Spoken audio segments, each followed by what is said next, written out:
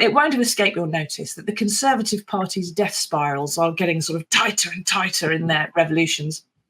They lost 2 by-elections last week, not just to a protest vote, but to the opposition, which is almost unheard of in historical terms. Rishi Sunak's phone number was found online. Somebody rang him up to prank him and recorded his voicemail message. Thankfully, he didn't answer it. But when that was Boris, I remember a massive scandal about it. And Liz Truss is some kind of festering zit that still won't be popped and is going to be popping up before long to issue her own shadow budget, which is astonishing.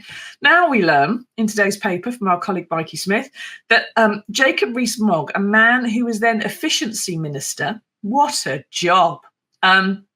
He suggested that civil servants' resignation pay should be cut by 25% if they got, I think maybe redundancy pay even, that their payout should be cut if they get axed. But he himself pocketed a massive lump sum when he was fired. Dave, take us through this. What happened, when, and why? Yeah, so this is a long-standing convention whereby if people lose their jobs, if ministers lose their jobs in the cabinets, the convention is that they'll get 3-month continuance pay.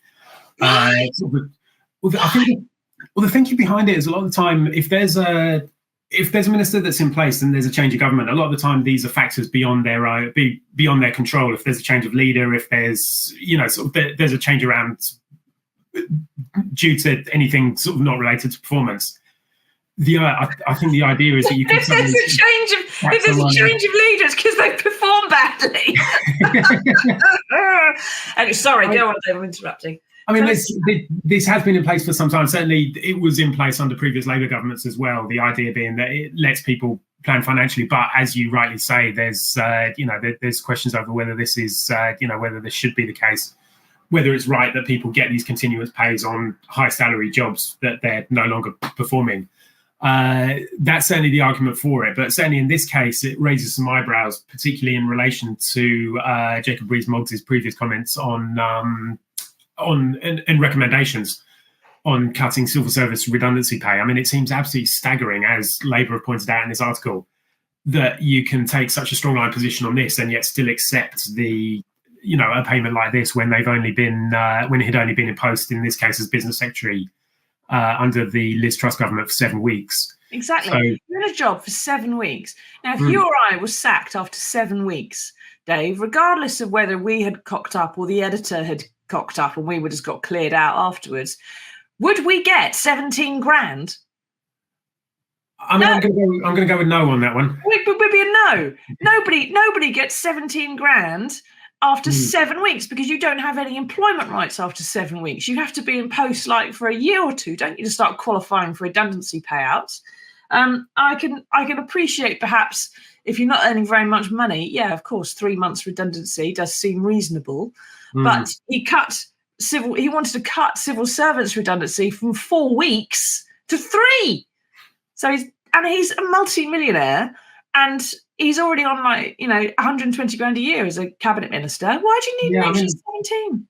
I mean, it's particularly been an issue in recent years with high turnover of cabinet members. We've seen sort of reshuffle after reshuffle after reshuffle, change of 5 Tory leaders, since 2015. Where this is happening more and more, and people are getting these payments after very short terms, and in many cases, as happened with the ministers that left when Boris Johnson left Downing Street, a lot of these people then go on to be rehired again, moved back into the cabinet again after in Liz Truss's instance, after a few weeks. It was recent months have shown up just how many questions there are around this, whether this is the right system. Yeah, it happens. Sorry, Dave. It happens when they resign as well as being fired. It just if it's your choice kind of thing. And Liz took her own payment as well, didn't she, when she lost her job as Prime Minister? Yes, she did. these people, these people. Now, what do you think, everybody? I mean, obviously, I know what we all think, right? It's disgusting. But what would you do to replace it? Does it seem like there should be some kind of redundancy payment? It is a job. They are getting made redundant. Maybe it's not necessarily their fault. What do you think should happen? I don't believe I just said that to anyone in the cabinet when they lose their position. Rachel says, Jacob Rees-Mogg was fighting for Brexit, then moved his business to Ireland. The pinnacle of hypocrisy. I would suggest that acting civil servants redundancy payment while taking your own very generous payment is hypocritical as well, actually hypocritical enough. Now, I could remember a little while ago, Dave, I think it was roughly a year, actually, it may even be coming up to the anniversary before long, that a Prime Minister of this parish promised a government of integrity, professionalism and accountability. When are we going to get it? Do you know? Have you heard anything on the grapevine? Well, it's certainly been a rocky year, hasn't it, on all kinds of things. I mean, you look at the number of cabinet members that have left through various reasons under a cloud. We've seen question marks over Rishi Sunak's own actions. We just have to look back to the sort of failure to declare his wife's interest in the childcare firm. I mean, yeah, it's we're still waiting on that one. Yes, unfortunately, there doesn't seem to be likely to turn up anytime soon. Of course, if Sunak is watching, and if you want a way to perhaps to try and claw back some accountability or some integrity and some professionalism, then maybe sort of acting in that way would actually help you in the polls a little bit in the run up to the next election. You certainly couldn't do much worse, but maybe trying a bit of integrity, professionalism and accountability would move you along a little bit in people's estimation. Who knows? You could start with opening up the atomic weapons establishment files. To me, if necessary, like I said, I would search them for free. In fact, I'd charge the Mirror to do it. So, everyone's a winner.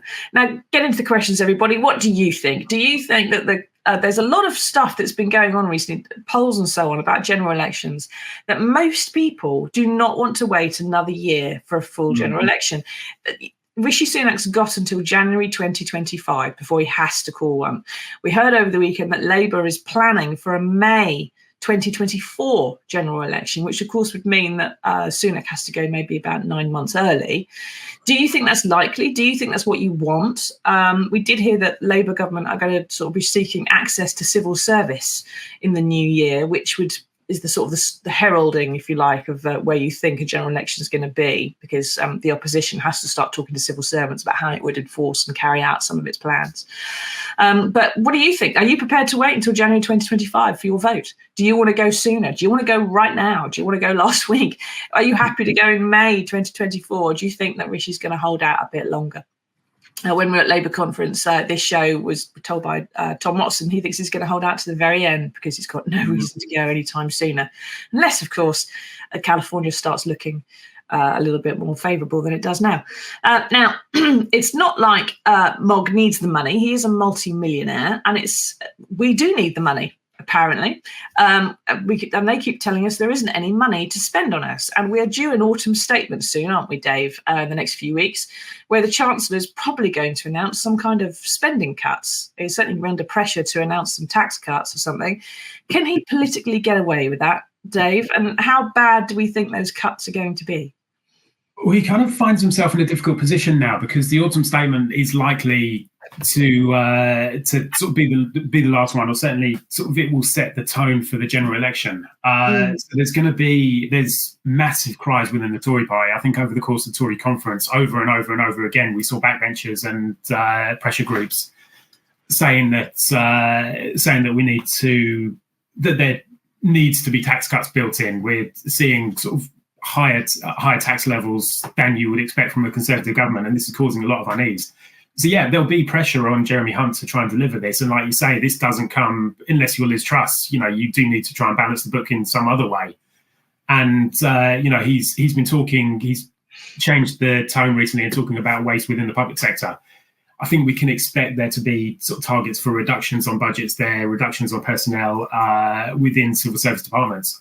So yeah, I mean the details yet to come out, but I think we can certainly expect there to be expectation that the ministers will reduce spending within their own departments by significant amounts in order to try and keep the kind of right wing of the party at bay. Yeah, I would be amazed if there weren't an announcement of tax cuts about 5 years' time. Right, so the thing they do, they always tend to say, like, oh, we're doing very well now. We predict we'll be at a budget surplus at this random point in the future if nothing else happens. And so we will definitely introduce tax cuts then. Well, in the meantime, they will have lost power, so it's completely irrelevant, isn't it? Yeah, I mean, it's a great opportunity for Jeremy Hunt to set traps for the next government. Yeah. Which you would expect there to be an element of that happening, things that they know in likelihood they're not going to be expected to do themselves.